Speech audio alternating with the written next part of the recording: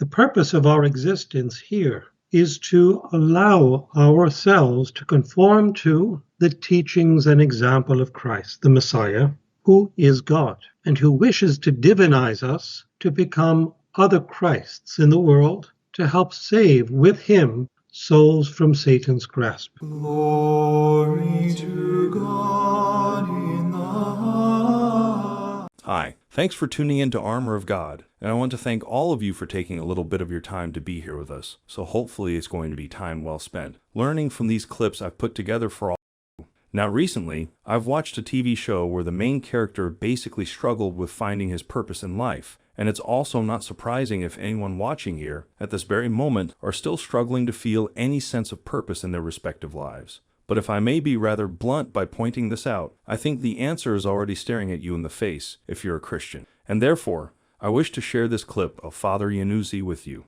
Adherence to the Church, the mystical body of Christ, for which Christ shed his most precious blood in order to ransom all of us from Satan and sin.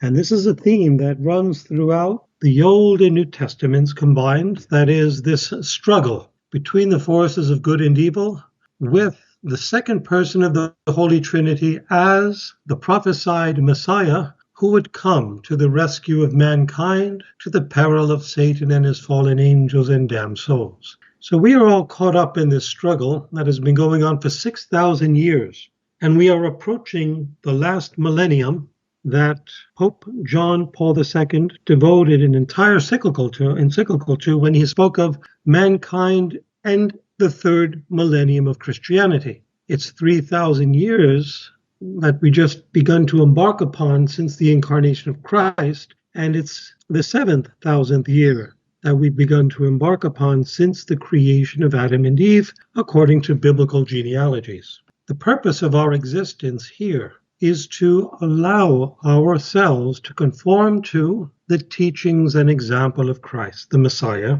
who is God, and who wishes to divinize us to become other Christs in the world to help save with him souls from Satan's grasp. For this reason, Jesus from time to time intervenes in human history, and he always chooses in every generation a prophet, that is, what we refer today as a mystic. The Old Testament had prophets. Every generation had a prophet. Some believe, erroneously, that prophecy has ended with Christ, but it has not. Case in point, the apparitions of the Blessed Virgin Mary at Lourdes, at Fatima, and elsewhere, where the Church has acknowledged these apparitions as authentic. Mary, in these cases, was a prophet. So prophecy continues after Christ in the Blessed Mother, and not just in Mary, but also in those whom God handpicks, which we refer today as mystics or victim souls like Padre Pio of Pietrelcina, St. Francis of Assisi, St. Catherine of Siena, St. Bridget of Sweden, because since the proto-evangelium in Genesis chapter 3, where God foretold the defeat of Satan at the hands of a woman, or rather at the heel of a woman, who would crush the ancient serpent's head, Satan has been fixed on seeking to take vengeance upon all women in spite of the Blessed Virgin Mary, whom he finds himself under and defeated by in the last book of the Bible, in the book of Revelation. If in chapter 3 of Genesis, the first book, Mary's prophesied as the one who would conquer Satan, in the last book of the Bible, chapter 12 of the book of Revelation, she appears as the woman clothed with the sun, with the moon under her feet, and on her head a crown of 12 stars, engaged in battle with the dragon. And we know the outcome, that Our Lady prophesied at Fatima, that in the end her Immaculate Heart will triumph in and through the white army of souls in an effort to save souls from his grasp. And to continue with the points raised by Father Iannuzzi in the previous clip, and that's regarding saving souls from the evil one's grasps, I would like to continue pressing on with that particular theme and share this clip of Father Reehil with you. Listen to this. People who tell me they have trouble going to the church to pray, you have to realize you're in a battle, and the enemy is trying to keep you away from God, trying to keep you away from prayer, trying to keep you away from the Blessed Sacrament. And so if you get derailed day in and day out, And this is the one area of your life that you cannot keep these appointments with God. You know that is a result of spiritual attack. We have to be a people who are persevering to get to God and to have this deep relationship with Him. So this is so important. Spiritual warfare is exhausting. Now, you must realize the enemy, his number one tactic is to keep us in a state of weariness, especially if he thinks that our weariness will prevent us from getting up and doing the very thing God has called us to do. Weariness is one of his most well-known strategies for those who work in spiritual warfare. I think priests get this more than most people because it's what we do day in and day out. The confessional is restoring people to God. That's warfare happening. We're taking back from the enemy and we're delivering people over to God. And bringing Jesus down in the Blessed Sacrament is also, the devil would look at that as an act of warfare. If you're praying the Mass devoutly and reverently, that'll have profound effects of grace on the parishioners of your parish, and the enemy won't like that. He'll want you to pray. If they were the priest, he would want you to pray the Mass sloppily, unprepared, rushed, because that will give the impression that nothing special is happening, and over time people will drift away because they'll think this is nothing different than what happens in the Baptist church or any other church, and we can go anywhere we want. Let's go somewhere that has better music. It's all the same. So we have just listened to Father Iannuzzi talking about our purpose in life, and that is to help save souls from the evil one's grasps. And then we have also listened to Father Reehil talking about how exhausting spiritual warfare is, and that we have to realize we are all in a battle. And now for the third clip in this compilation, I would like to share this clip of Father Carlos Martins instead, where it's going to be a little bit more specific. I mean, you may make him mad, but if he has no points of contact with which to grab you, it's irrelevant. You made a loser even more of a loser because he's lost you. And there's no points of contact by which you can hold you. So you don't need to be afraid of him. You need to know what is the kind of relationship he wants with you, and what are the things in your life that lead to that relationship. And if you can find a way to eliminate those, if you can find a way to strengthen your life so as to make those unattainable, my gosh, you become this little old lady that radiates God. Like we have kids today that are outright admitting to one another that they use pornography, that they abuse themselves, they masturbate. They have people's perversions are entertained. They entertain the perversion. They are modified by the perversion. And then there's this unhindered, uninhibited aspect of people that is just astounding. I was in a coffee shop the other day, and I'm hearing these two guys, and there's two girls with them. They're all college mates, and they're just talking about the different sordid sexual things that they do. Here I am. I'm trying to just enjoy my cup of coffee, and looking through my emails, and I can't help but hear this. I mean, in our day, nobody talked like this. You wouldn't talk publicly about it, certainly not to a group, and not loud enough that the guy at the next table could hear you. But something's happened. And, in our sexuality, we are being, in our youth, absolutely, are being hooked in to absolute perversion. And that perversion is getting them to make choices that are spiritually and physically dangerous. And the whole thinking of the culture is being warped. God's plan for sexuality, who is teaching these kids in school that plan? So that there's at least an alternative, right? So that, I don't know if anyone is getting it anymore. I don't know. I just don't know. But you see it everywhere in culture and society, right? That's one of the big ways, dabbling in the occult and sexual sin are the two ways people get demons the most. Sex and sexuality, portholes to the soul, because that's what they are. God created the sexual faculty to be holy, to be the way by which a man and a woman bond not just at the level of physicality, but at the level of the soul, such that the two become one. And this is why our Lord says, when a man lusts after a woman, he's already committed adultery in his heart.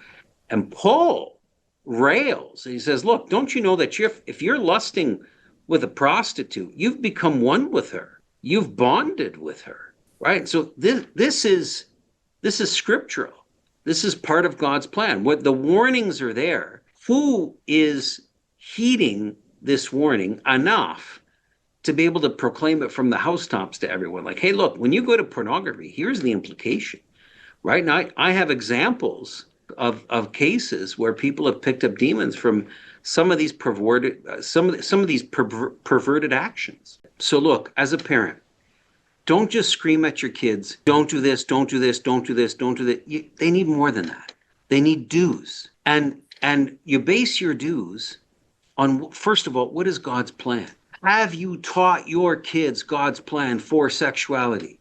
The reason why evil is able to snag you is because you're not following God's plan. But we got to know God's plan first. So God's plan for sexuality needs to be spelled out. I take great pains to do that. Then we look at the cases and look at the parts of the plan that was violated. And that's how the devil was able to get into this individual, into that woman, into this guy. So that you're empowering your kids, not just by giving them a list of restrictions, but you're forming them so that they can see, my God, I can see the logic and the rationality in God's plan, right? So this is why I should follow that. It doesn't mean they won't be tempted sexually or otherwise. But now, knowing this plan, I can recognize this as a temptation. I recognize it rather than just, hey, like, here's something that's really appealing to a certain part of me, and maybe this is something that'll make me feel good about myself. This is the area. No, absolutely. This is not in God's plan. Boom. I recognize this as a temptation. It doesn't make it magically go away, but now you've given them a layer of armor by which they at least recognize that for what it is, and then they can take evasive steps. And we have just listened to Father Carlos Martins talking about the problem with pornography, the sin and all that's related to it. Just tune into Netflix and you're bound to see a lot of unnecessary sex scenes in those highly popular TV shows, just like those scenes in Game of Thrones before. But there's a clip of Father Reehil that I'd like to share with you here that talks a little bit about giving permission. Now, it is a very short clip, but still Father Reehil shares a lot of good points in it. And we dialogue with these demons. It's not something we encourage people to do, but I do ask, who are you and how did you come here and what gave access to this person? And oftentimes they'll tell you, now we know they're liars too, so you can't take everything as gospel, but over, the centuries, cumulatively, exorcists have learned a few things. They pretty much need permission to enter. They pretty much need permission, and that could come literally as granted permission. If you saw the movie Nefarious, remember when he's toying with the what is it, a lawyer? I guess it's a lawyer. Give me permission to come into you, and he's like, no, I'm not going to do that. He goes, why? You don't believe in me? So he finally tricks him into saying, sure, come into me, and then nothing happens. Because once they gain permission, now they have full right to come in whenever they choose. And we see later in the movie when he chooses his moment to go in. And then the guy is like, oh, that was a big mistake. I shouldn't have given permission. But we also get permission by grave sin, addiction to pornography, drugs, all sorts of things like that. Dabbling in the occult, witchcraft, voodoo, all these things are open doors where we're basically giving permission because we're participating in idolatry. And that's the sin that always got the Jews in trouble in the Old Testament. And it's the same today. It just is dressed up in a pretty package. There are times, I have to be honest here, where I find it somewhat depressing covering these subjects related to exorcisms, demons, the fallen angels, etc. And of course, on top of what we should and should not do as taught and shared by the priests, and also with prayers, I find that reading up about the stories and learning about the lives of the saints have been really helpful for me personally. For one, we know Saint Padre Pio or Saint Gemma were physically attacked by the devil many times before, and to read about what they did and what Jesus personally told them in regards to those attacks and the why, that's why you see me share so many posts and videos about the saints. When I think of guardian angels, I often think of Saint Gemma Galgani. She had a regular discourse with her guardian angel. This quote from her biography. My guardian angel does not cease to watch over me, to instruct me, and to give me wise counsel. Many times during the day, he reveals himself to me and talks to me. Yesterday, he kept me company while I ate, but he didn't force me like the others do. After I'd eaten, I didn't feel well at all, so he brought me a cup of coffee, so good that I was healed instantly, and then he made me rest a little. I'm often joshing my guardian angel, you never bring me coffee, but obviously this is a special graced event for her. But I think it teaches us something, that our guardian angel is with us, instructing us, watching over us, giving us wise counsel, and helping us to live a happy and a holy life. As a matter of fact, in this one moment, that coffee obviously had a real grace to it.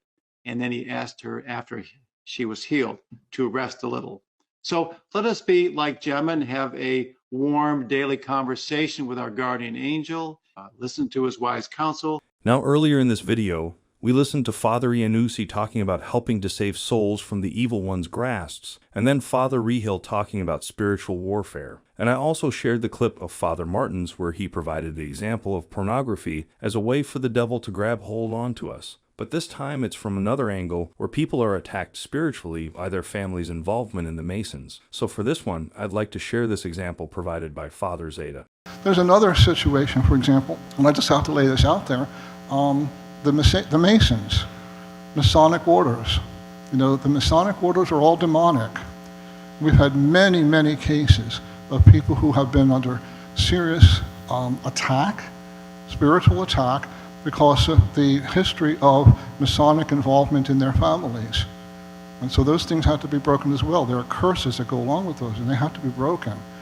So there are portals, there are things that people will do, playing with Ouija boards, all kinds of stuff that people will do. As I said, crystals is one that a lot of kids get into, tarot cards. Here's an interesting one, a case that I knew of, a young girl. Her grandmother used to read tarot cards. And the young girl would just sit on her grandmother's lap, and that was it. The girl grew up, and now she's in college. And some of her college roommates decided they were going to play with these tarot cards, and they get out the little book, and they're going to read the tarot cards to see what the fortunes are and that sort of stuff. And the girl stood there, and she said, "Oh, I know what that is." She said, "My grandmother used to do that all the time, and I can tell you exactly what that was." And she read the tarot cards, and boom! She was possessed, fully possessed. The demon came out, and the first things that he said to her, stupid witch, I had to wait in her for 20 years for her to make the first move." As soon as she stepped into the world of the occult, he possessed her. He was there the whole time. But she made the move, and he took advantage of it. So we have to be careful of all of those kinds of things, because they're real, and they do cause problems. So we call these portals. There are many, many different kinds of things out there today that open the door to the demonic. So, as we're just about to get to the end of this video, I would like to share this clip of Father Reehil as he talks about the open doors to the demonic. And I think what Father Reehil shares here, a lot of very important reminders here, and I think we can do ourselves a whole lot of good to remember them. Well, there are times when we can let certain things into our lives that can create open doors, we call them. And an open door is a situation where we would literally be stepping away from God's protection and inviting in evil. Oftentimes, people do this without knowing, because we've become such an uncatechized world in the last couple of decades. Ouija boards, you might think it's a game. The devil doesn't play games. He's in it for all the high stakes, your soul. If you have played with a Ouija board, you must go to confession. And I would say, if you have one, what you must do is pour holy water over it, and then I would burn it. At the very least, throw it out, or bring it to your priest and tell him you don't want it anymore, and he can take care of it. All these sort of things. Consulting mediums or psychics. I don't care what the medium or psychic tells you. They can say that they speak to the Blessed Mother. If they're channeling spirits, they're not working with God, because God's forbidden this in the scriptures. I know people have went and said, well, there was a statue of the Blessed Mother on her desk. Yeah, but she's talking to a demon, And the demon knows that because you're pursuing information that isn't really available to you through natural means, that you're going around God's laws, that he has access to you now. And he can attach himself to you and come home with you and wreak havoc in your house.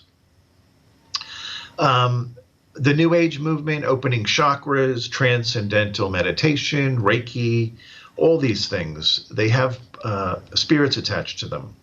Even yoga, the yoga poses, they have spirits attached to them. You shouldn't be doing those. It's fine to stretch, but those literal positions, the downward dog and all that, not healthy. There's many ways. I have a case I'm working on still of a young man who wanted to open his third eye, and he went onto YouTube to figure out how to do that. And as he was watching this video on how to open his third eye, he felt a spirit went into him. And over time, it took full possession of him. And he's still troubled today. It's been a very difficult case. So curiosity is not a virtue.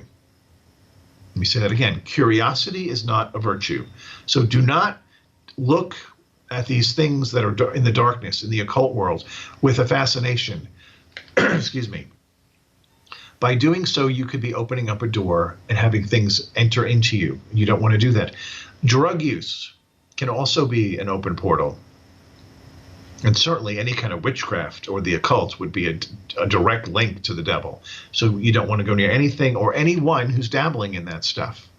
That would be dangerous. So that's just some of the ways that these things can happen. Again, just so you can be educated that this is real. The devil has an end game, and it's that you would join him in hell. And of course, we would never want to do anything to jeopardize our place in paradise with Jesus. And for the last clip in this compilation, I would like to share this one from Father Joseph Iannuzzi with you. I personally have learned so much from Father Iannuzzi, and I hope you're learning a lot from him as well. When Adam and Eve committed original sin, they impaired, enslaved, not just human nature, but all creation. All creation was affected by original sin. Now, some may think, okay, what about the angels and saints in heaven? How are they affected by original sin? They're part of creation. Remember, the church is one, even though it has three dimensions to it, we may say. You have the church rejoicing in heaven, the church suffering in purgatory, and the church militant on earth. But let us never consider the church militant on earth as something separated, as some people unfortunately do, from the church's suffering and rejoicing. They're all one in God's eyes. They're all connected. And this is known in our creed as the communion of saints. We are all connected spiritually. And as Paul reminds us, what one member does affects all the other members. He's not talking about just on earth. This impacts all three dimensions of the mystical body of Christ. So when a soul on earth, for example, is suffering and an ancestor who has died and is in heaven is aware of that by the grace of God, that ancestor will intercede immediately on behalf of the soul on earth. And the same with the souls in purgatory. Do you know that oftentimes the prayers of the souls in purgatory are heard before the prayers of the saints in heaven? Because their supplications are more earnest. They long more than the souls in heaven to be fully united with God. And that longing, which surpasses the very pains of purgatory, elicits God's attention. So the souls in purgatory also can intercede for us while being expiated of their sins that may have been confessed but not fully atoned for on earth. Well then, that will be all for the video this time. And as always, thank you so much for taking the time to be here with us. And hopefully all of you have learned so much from this video. And remember, if ever you have any feedback or suggestion, please let us know in the comments below. Anyway, if you like what we do and you'd like to support us, I left a link to our PayPal donation in the description box below, and from the bottom of my heart, thank you so much for your continuous support, contributions, and prayers. And until the next one, thanks again for watching, and may God bless you.